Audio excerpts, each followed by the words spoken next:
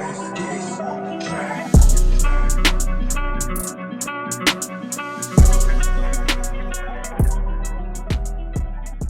hey guys, what's going on? Welcome back to another AP Sports video. Today I'm going to be talking about the Julio Jones news that came out recently. Julio Jones is ready to get out of Atlanta. It was like an interview it wasn't even an interview. Shannon Sharpe called him on his TV show. Julio didn't really know he was getting interviewed. And he's out of there, apparently. He's not staying in Atlanta, which is very good to know. Me being a Saints fan, I'm A-okay with that. So that's fantastic news for me. He's out of the division. But it's really intriguing. So I'll go over Julio Jones really fast as a player. He's incredible. He could be the best receiver of this generation. A lot of people would argue that. But he's 32 years old, so he's only getting older. He's guaranteed $15.3 million, which is a ton, and a big reason that Atlanta's probably trying to get rid of him. Maybe not trying to get rid of him. That's probably not what's going on here, but a reason that this would benefit them. They're in a pretty hairy cap situation, largely because of Julio and Matt Ryan, and moving off of Julio is going to help with that a lot. Julio last season had really bad hamstring issues. He's honestly got just an issue in general with injuries. He's had this his whole career, and so hopefully that's something he can avoid with this new team. That's another cause for concern with a lot of these teams. But outside of the injury history, the age, and the money, which are three pretty big things, don't get me wrong. He's basically the best wide receiver of our generation. He is one of the better receivers of all time. I mean, if you look at averages, he averages the most receiving yards per game of any player ever, which is super incredible at about 96 yards a game. So he's basically getting around 100 yards a game, which is that's incredible statistic-wise. But this trade is just speculation until June 1st, really, because I think June 1st will either be the day it's made or around that time it should be made. It'll be made in June, just because Atlanta's going to be able to not have to take on as much money if they trade him after this June 1st deadline for some reason.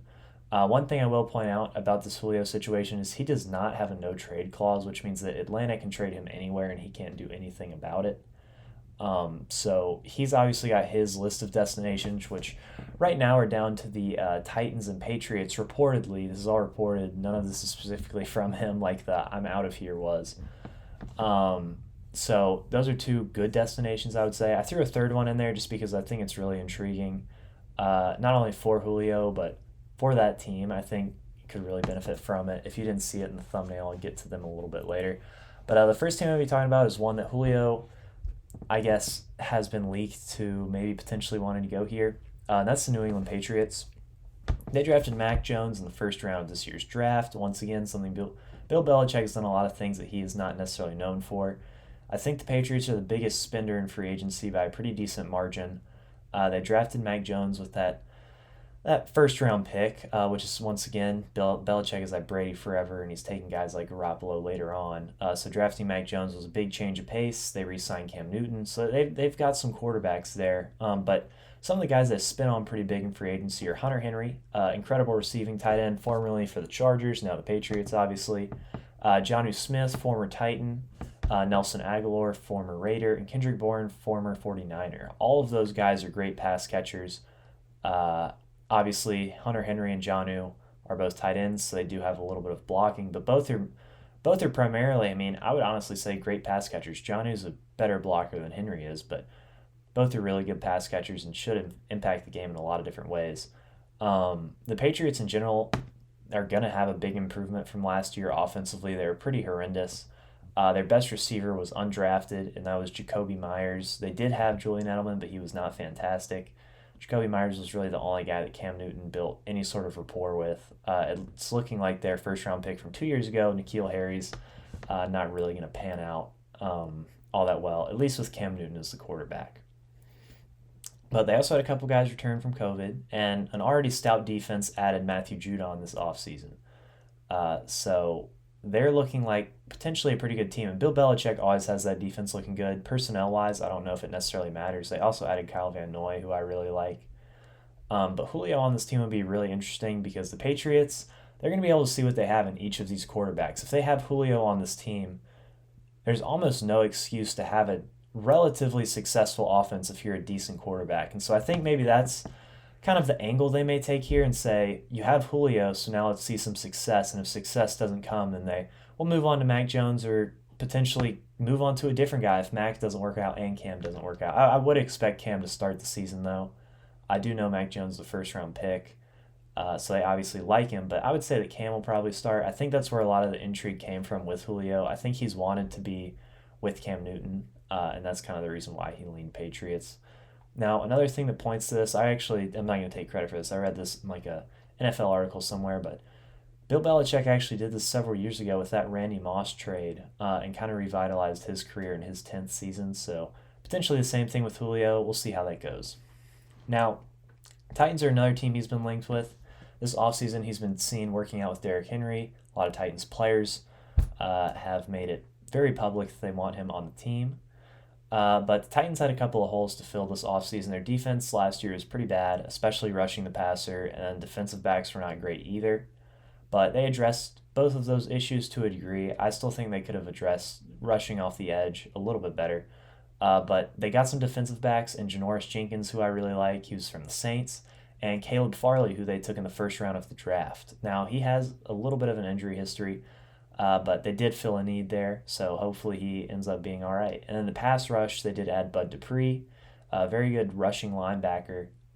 He plays a decent bit on the outside. I don't know necessarily if they addressed the edge guard they really needed, though, because they needed more than one guy rushing the passer this offseason. I don't think they really achieved that. But that's beside the point. Offensively, this team last year was incredible.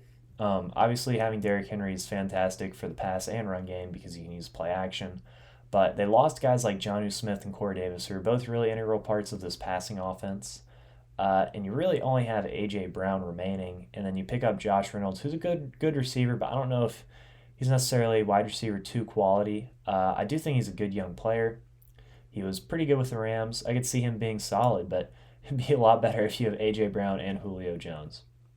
Now, another reason is just the general vibe around Julio, and I live in Nashville, so the vibe around Julio right now in Nashville is he's coming to Nashville basically for some reason. You just have one of those sort of feelings. It's like Clowney last year. You just kind of know it's going to happen for some reason. I don't really have a rhyme or reason why. Hopefully it happens. I would love to watch him play. But A.J. Brown and Julio Jones, I don't know if Julio knows A.J. all that well, but A.J. looks up to Julio Jones. That's why he wears that number 11. The Titans desperately need receiving, so this trade would make sense. And they are kind of in a win-now mode. You know, that is something that Julio's old, and it could only be a rental sort of deal because he is getting older and he's not really going to produce after this deal. You need receiving. You need to win now. I think that's a really, really good move for the Titans. Tannehill also tends to throw downfield a lot, and if he's not throwing downfield, it's on a slant. Both of those are in Julio's wheelhouse for sure. Now, the Packers are this third team. They're kind of the wild card that I thought about a little bit. I'm not saying it's going to work.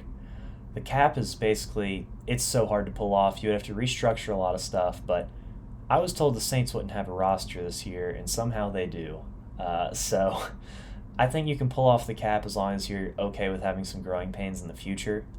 But I think that the Packers would probably have to overpay considering the Falcons are in the NFC with the Packers. They probably want to trade Julio to the AFC, which is where the Patriots and Titans are. But the Packers would have to overpay, first off, because they've got to get rid of some salary, or they could get rid of a first, potentially. Jordan Love is another guy that if they could convince the Falcons that he's worth it to stash him maybe, or even a guy like A.J. Dillon potentially. The Falcons only have Mike Davis at running back right now, and he could be good there. I kind of forgot to mention what I think the other teams would trade. I talked with John Crawford, who is a Titans expert. He said potentially a second and third round pick, a package of those picks, and I would assume similar stuff for the Patriots. But the way that the cap works, it's not going to work out for the Packers. They have to do a first-round pick or some of these younger guys. But the Packers would do this trade basically just to keep Aaron Rodgers in Green Bay and keep him happy. He already has Devontae Adams there, but a pairing of the two would basically solidify Rodgers staying in Green Bay, especially behind what some believe is the best offensive line in the league. he and Devontae would be borderline unstoppable. I think Devontae alone is already pretty unstoppable. So this team would be incredibly fun to watch. They have Aaron Jones under contract. They've got that line, and just the offense on that team would be incredible. That's not even to mention they have great defensive talent. I mean, they do really good job getting off the edge and getting pressure on quarterbacks. And they also have Jair Alexander, who's been incredible as a corner, so he can lock up your number one receiver. But love that trade for all three of those teams. The Falcons here, it's hard for me to say what sort of situation they're in. They're either retooling or going for win now. And when you draft Kyle Pitts at 4, I think you're going for the win now, but it appears not. It looks like they're trading Julio potentially for some picks. It would make sense if they could get Jordan Love potentially, and they can maybe move on from Matt Ryan at some point with his really big contract and just start over. But I really like Arthur Smith, and I kind of believe in, him. And I'm kind of rooting for the Falcons as much as it pains me being a Saints fan, because I want to see Arthur Smith succeed. He was with the Titans, who I really, really like, obviously, as I said earlier, from Nashville. But yeah, thanks so much for watching. Let me know where y'all think Julio's going to go.